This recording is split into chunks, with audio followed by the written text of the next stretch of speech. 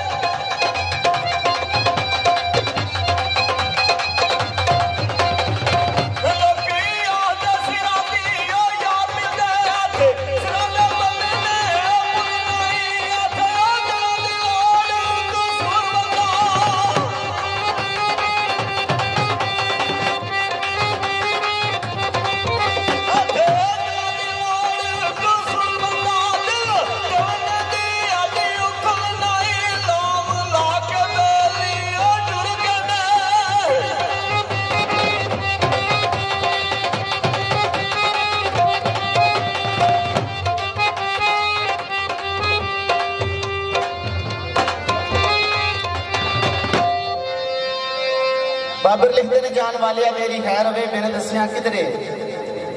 जाईदा नहीं जाइए दिलों दियां दस दसा के वहम किसी के मन में पाईदा नहीं हो जावे खताओ भुला देइए जान बुझ के दिल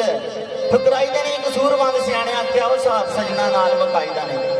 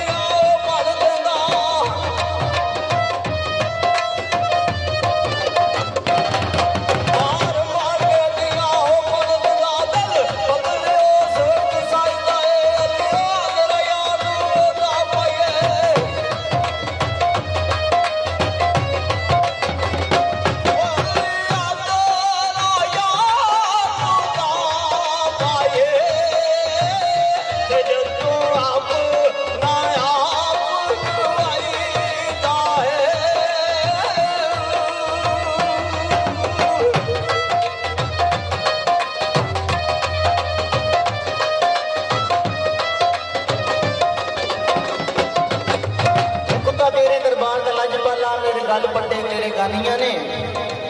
ते गिद्दड़ हो के शेरां दे विच फिरना तेरे कर्म दियां मेहरबानियां ने ईसाइयां जदों दी फड़ी आ बां मेरी दूर हो गईयां हतम हताइयां ने तू चाह सरदार नूं सरदार कीता तेरे फैज़ दियां लासानियां ने ते मन तेरी लै लग गई जी ओ मन तेरी लै लग गई जी ते तां खोल के गले विच